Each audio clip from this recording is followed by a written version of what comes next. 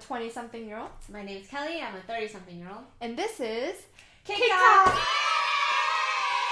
You got this. I'm gonna let you do it. Today we're going to talk about personality differences. So we are both introverts. Mm-hmm. Actually, we're the exact same Myers type Briggs. of Myers Briggs label? Personality. But yeah, we are INFJs. INFJ. And that stands for introverted, intuitive, feeling, and judging. Ooh. So it's funny how we're the exact same personality, but we get along well. Because I think typically you're supposed to be with like an opposite. Yeah. Yeah.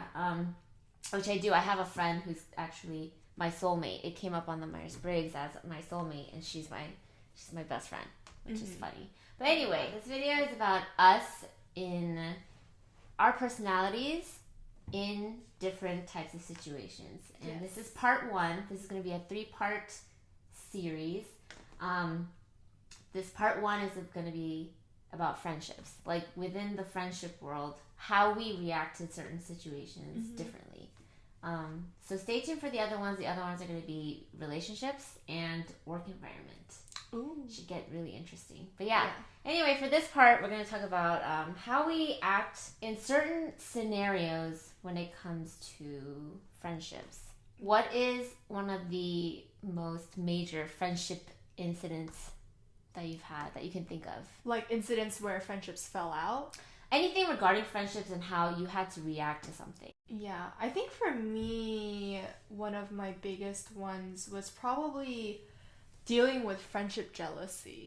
Friendship jealousy. That's a huge thing, especially when you're in, like, say, a group of friends and you guys are always hanging out together. But let's say, one friend decided, they just want to hang out with this one other person, right? And the other people in that group are like, well, why didn't we get invited? I had that happen a lot with groups of 3, which makes it even worse. Because it's always that one person who gets excluded. When it's like a group setting, I think usually it's easier if you are in a group of an even number. Just because then you have a buddy. There's not one. If you're walking down the hallway at school, there's only room for 2. But you're in a group of 3. It's so one person's funny, going to be lagging behind and like out of the loop and kind of like, oh man, we're not walking together. And I was that person. Guess who I was? Yeah. I was that person. And it might be an introverted thing. I'm like committed to the idea that introverts truly weren't built for the world in a sense. Or at least especially in our current society where they place an emphasis on communication and networking and things like that. It's becoming really hard for I have trouble with networking. Yeah. It's hard. I have trouble, connections. Making connections is easy, right? Sort of. Yeah. Keeping the connections is where I struggle. That's so true. But on that question, I've had instances where, I'll be hanging out with one friend and we'll post about it on our Snapchat or something. And then the other friend is like, where am I? Like, why wasn't I invited to this thing? And it's hard because it's not necessarily... when I do that or when I hang out with someone while excluding someone else, I'm not intentionally excluding them. It's what else are you supposed to do? Just have a huge group gathering every single time you want to hang out with someone? You don't have to, click super well with every single person in the group, Like, I feel like that's impossible. Yeah, like, even within a friend group, there's always splits more. Yeah, there's subgroups. Yeah, so...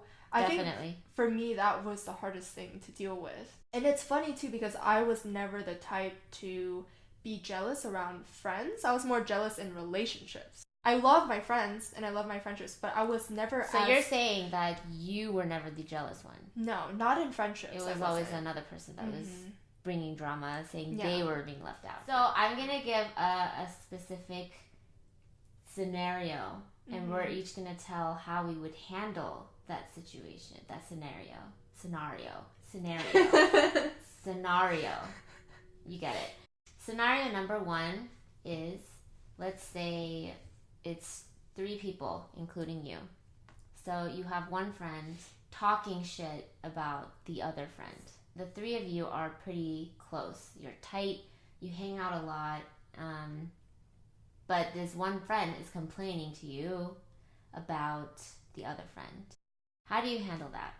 I actually had that sort of. Oh, type of everybody's incident. had it. Yeah, that's like why recently, like I've talked to you about recently. how there were two friends who kind of had a falling out. Oh yeah. And well, tell them about it. yeah, so they had a falling out, and I think the way I approach it when it's something like that is you kind of have to remember that you can't get yourself too involved in it, because ultimately in the end this is something between the two of them, you know? That situation, I think I would maybe ask that person who's bashing, I would be like, why do you think that way? Was there a certain situation that made you feel that way? So you're letting them confide into you? You're kind of getting... Like, kind of let them talk about, because... More info? Because I don't want them to, you know, mindlessly be bashing, like, our close friend, you know? Like, I want to know the reason why. I would say, you know, from our hangouts, I've kind of gained this, like, feeling that maybe there might be some tension between the two of you, so maybe you guys should talk it out or something like that. I wouldn't outwardly be like, hey, this girl, like, or so-and-so, person A was talking shit about you, and, like, we're all close friends, so I just wanted to tell you. Because I don't want to be that person. I don't want to be that snitch who's, instigator. Like, yeah. And y'all know who you are. Yeah, you know who you are. And I feel like we're both the types to try not to get too involved in drama, or at least get involved in drama that isn't directly mine. Yeah, ours, because it's tiring. I think this is where we differ just a little bit. We are the same personality. I also don't like involving myself in drama that isn't mine, especially. I don't have time for that. I would definitely be there for that friend to vent. I think it's important that that's part of the friendship. That's I think true. Is to be there for your friend when they're venting. They just want to vent sometimes, and what better outlet than someone like me personally? I would definitely, it would be discreet. I would never go and tell the other person, oh, by the way, person A was talking about you. Yeah. No, never. But I will be there for person B to vent to. I'll listen and support the fact that they're having an issue. Make them feel like, okay, I understand. But ultimately, I would definitely encourage them to talk to person A themselves directly. Because venting to me only does so much. You're not going to solve the problem that way. You can vent to me to make yourself feel a little bit better. And if that helps, then fine. But to solve a problem, you have to address the problem. So I really think that I would definitely encourage them to go talk to the other person. And let's say that they keep venting to me over and over about the other person. It's getting to a point where it's kind of like, okay, but you're not saying anything to them directly. You're not willing to solve this problem that you're having. I'd probably get a little mad at that person at that point and be like, look, I tried to be there. I'm here for you, but you're annoying me a little bit. You need to talk to that person because that would bother me. Yeah, and I agree with your point about allowing the person to vent. That is a good point. Because, like, you know, you can be the best of friends, but you're still going to run into, you know, little bumps along the way. Yeah, and it's like, and I do think it is perfectly fine and acceptable to vent about someone. I don't think it's necessarily bad. Like, I feel like a lot of people are like, oh, you're such a bad person. You, like, talk shit about people. But, like, we all do it. The only time it gets bad is if the person who's listening chimes in. Exactly. And adds on to it. Right. Oh my and gosh, like, I noticed that fire. too. Yeah, exactly. Fuels the fire. That's bad. Yeah. But yeah, no, I definitely agree. I think it is important to be there for that person. And you can listen. That doesn't make you a bad person for listening to someone talk bad about someone else. As long as, again, you don't, you know, say, unless you also have strong feelings about that person. I guess the most important thing is to not take sides. Exactly. Yeah. Especially when it's like a group of 3. It's hard. Yeah. But that's the case when, like I said, all 3 of you are close. So you guys are a trio of friends that are close, always hanging out, and you don't want that to fall apart. So, scenario number 2. A friend, a very close friend, you could say your best friend at the time, betrays you. How do you handle that? This is spicy. This could get really, you know. Is it they betray you and then you're no longer friends? I mean, how would you handle it? Well, I want to hear what you have. I go first? To say, yeah. Okay. So basically, in college, I dated this guy. My best friend at the time, was there by my side. She saw me from beginning to end with this guy. Okay. After we broke up, I think we broke up after a year, and we broke up because we had an argument. We had a fight. It wasn't because we stopped liking each other, or at least I didn't stop liking him. It's not the reason. But we broke up, and then my best friend saw me through that as well. A year or two goes by, and I see this guy more and more often, and so it starts triggering nostalgic feelings. The feelings that never died, or that's been dormant, has been reawakened. Like seeing him more and more kind of made me realize, I might still like him. I still had feelings for him. So my best friend saw me through that. Come to find out, a couple of weeks later, I found out that they were dating. What? Yeah. Of course. It's not that them dating is really... Okay, that's still an issue for me. But the main issue was she let me confide in her about my feelings. And didn't say anything. Sat there and pretended. So were they kind of developing a little thing while you were confiding in her? I don't know the details of when, but and then the final straw was that, how did I find out they were dating? Facebook status. Oh, no, she didn't! Oh gosh, yeah. Right? Good That's like old the Facebook. ultimate. That's the ultimate slap to the face. When I saw that, I just knew it was over for me and my friend. Yeah. For this scenario, she betrayed me. She let me confide in her about very personal things, all the while she was seeing the guy on the side. Like, How did you approach that? Like, how did it go down? So how did I react? Looking back on how I reacted, I probably would do the exact same thing again. I called her on the spot right after I saw the Facebook status. And I think it caught her off guard because it's not like I texted her. She couldn't think of what to say on the spot. I basically called her and said, hey, I saw it. Obviously, if you're changing your Facebook status, you meant for people to see it. Yeah. So I saw it. When were you going to tell me? Is this really how you were going to tell me? No matter how mad I am, I'm okay with, I usually like to hear the other side first. I like to gather all my information and then see if my first initial reaction is correct. And if so, I will execute. She couldn't talk. So she was like, she gave an excuse. She said she's doing something right now, so she'll call me right back. I rolled my eyes and hung up. And basically that gave her enough time to write me a long text, to which I replied with an even longer message. Basically told her, look, the fact that you guys are together is what it is right now. In this moment, it's not like I can do anything about that. Right. But I am Break up right now. But I am very disappointed in the fact that you let me confide in you. You knew all along about my very personal feelings, all the while you were talking and seeing the guy. Obviously, our standards for our friendship is not the same. We're not on the same page. So I think it's best that we just go our separate ways. I said, I'm sorry, I can't be your friend anymore. Now that you're together with him, at least have a good relationship. I said, I hope you guys last. I think I was pretty civil. And they didn't last. I mean, it's college relationships. Honestly, I knew his personality and I knew hers very well. That was my ex-boyfriend and that was my best friend at the time. So I honestly was surprised. I did not think that they were a good match. I think definitely my personality is, if you betray me, you're done. That's it. No forgiveness. There really is no going back because once you break my trust, it's over. And I realize it's about myself through a couple scenarios. It's not just that one. That one was probably my biggest. And I think we are similar in that sense, especially because, at least for me, and I'm pretty sure for you, we're the type of people to forgive multiple times before we reach that stage where okay, now you've actually... Are you saying that's you?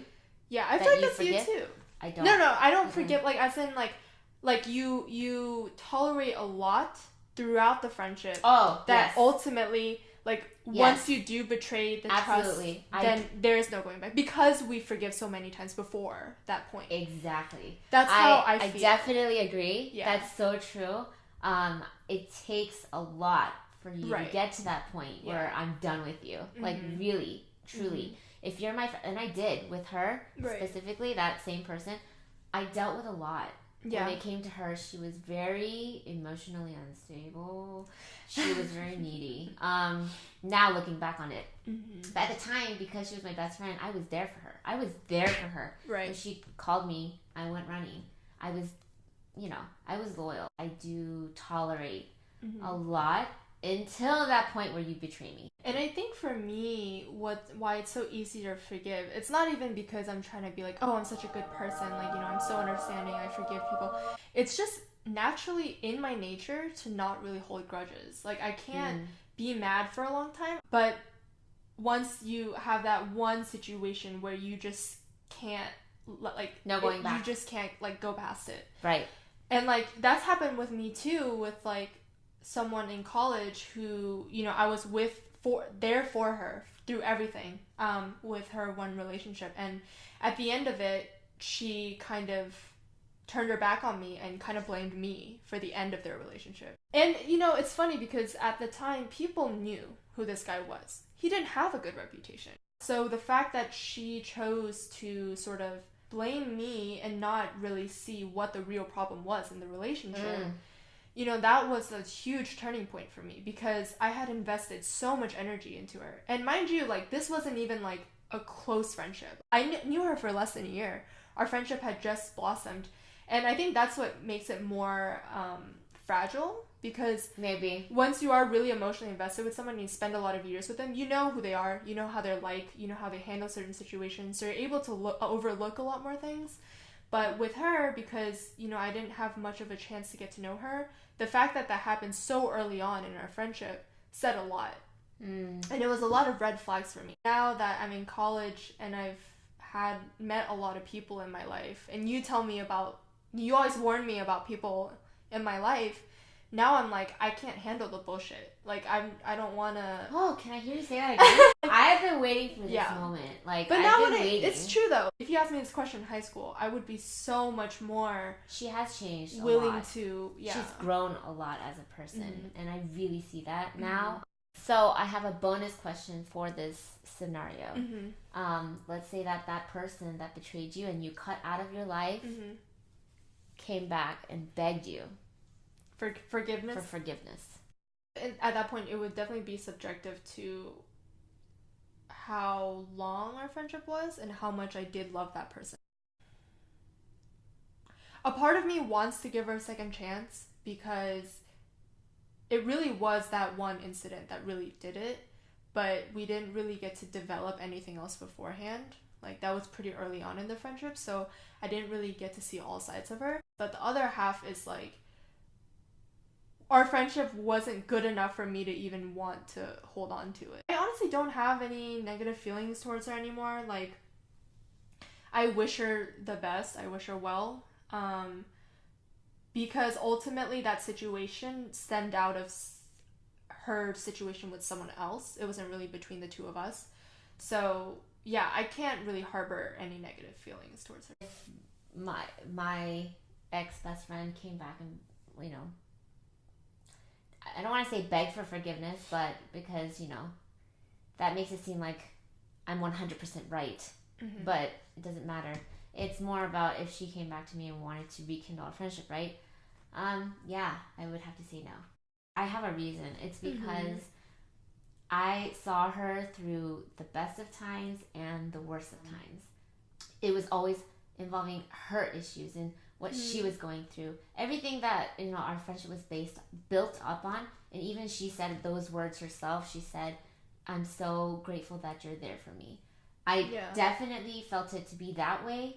I don't think she was ever there for me. So because I know her so well, just of everything that's her, just her being, her personality, and just how she is as a person just doesn't match up with myself. Yeah, we're on the opposite spectrum. For me, it's because I'm not close enough to the person to have any emotional attachment. And for you, it's because you know too much about that person. I know it all already. I don't want to deal with it. Scenario number... This is fun. It's juicy. Well, water break. If you're an INFJ out there in the world, let us know if you guys feel the same way towards what we've said so far. Because I do think it does reflect pretty closely. Seriously? INFJs. Yeah. Like, let's form a group. Okay, INFJs literally encompass like 2% of the world. Apparently. But that's funny that they say that, but I find myself surrounded by a couple, I don't know about INFJs, but introverts in general. I guess we attract each other. Not a lot. I don't have a lot of friends, but the few friends that I do have, they are very similar. It's very interesting how we attract each other, and that we're cousins and we still have the same exact. It's so bizarre. Because I only have like one truly extroverted friend, and that's my current roommate. I have one too, and that's my best friend. Yeah, but everyone else in my circle is pretty much all extroverted. Interesting. Or introverted. Yeah. But yeah. Cool. INFJs, holla. High five. Okay. Oh god. That was so bad. Anyway, scenario number 3, Trace. Right. You and your best friend. So for you, your roommate, and for me, my best friend. Let's say you have an argument. You have not one of those shallow, like, whatever. Like a fight. Like a legit argument. How do you argue with that person? How are you when you're arguing with that person? Because to me, it's different. I'll start this off, but it's different if I'm fighting with my best friend versus if I'm fighting with just an acquaintance. With my best friend, I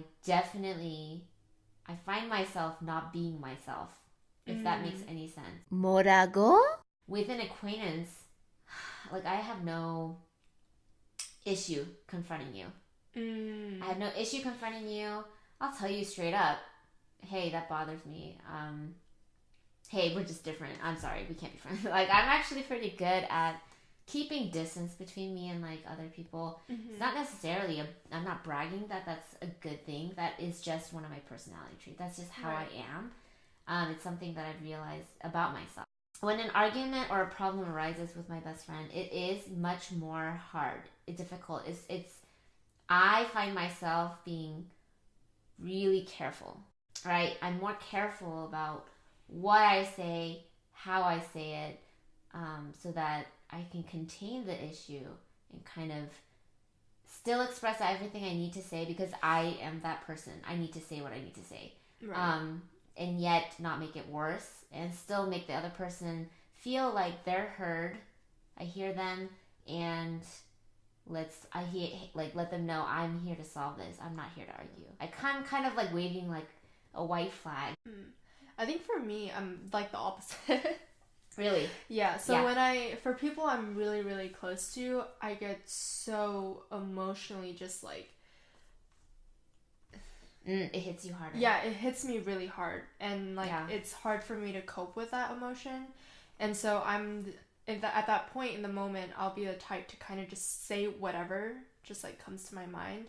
And, you know, like I've definitely said some hurtful things. You know, like as humans, we all make mistakes. Right. Like, I'm not perfect. Of course. Acquaintances, it's different because for me, I guess it's because like with close people, I already know I have them in my life. Like they're not gonna leave me if they're really meant to be in my life. But with acquaintances, I have more of an inclination to want to like give off a better impression.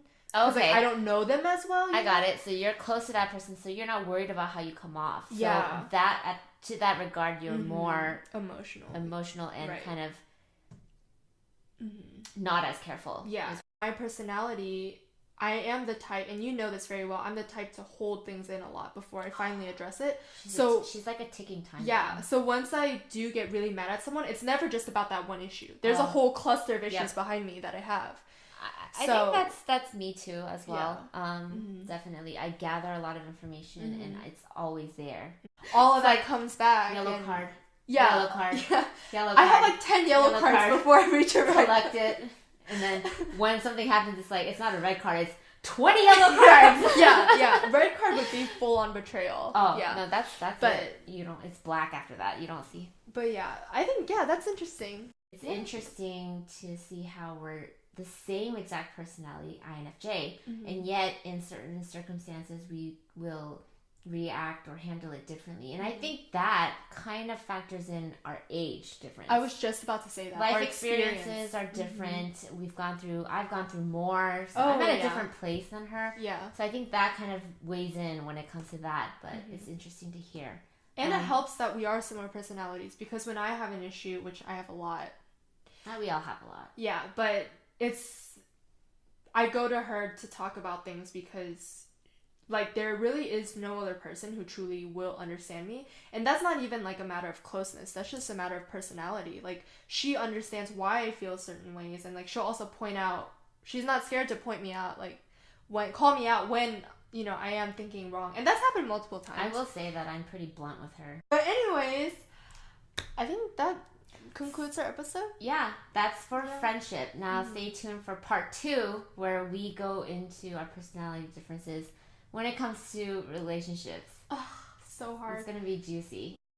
So yeah, that's it for today. Thanks for hanging out with us, guys, and make sure to leave comments down. Let us know about your experiences, especially if you're INFJ. Can you relate? Or if you're a different personality, we want to know, like, how do people handle things differently? Because you can probably go through the same scenarios and write down how you would handle it, and we could see how different it would be, or the same. You don't know. Let us know if we're crazy.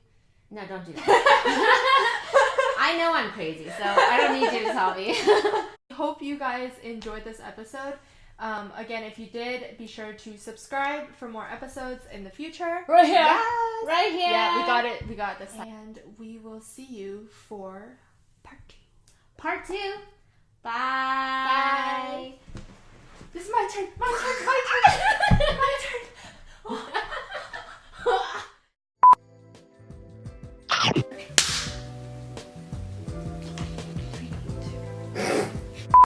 Yeah, I'll just go on your cue. Hi, my name's Katie, a 20-something-year-old, right? Are you? Hi, my name's Katie, a 20-something-year-old. My name is Kelly. I'm a 30. Okay. High five. So, scenario number 1 is... I just had it, it's just I lost it. Part 2, where we go into our personality differences.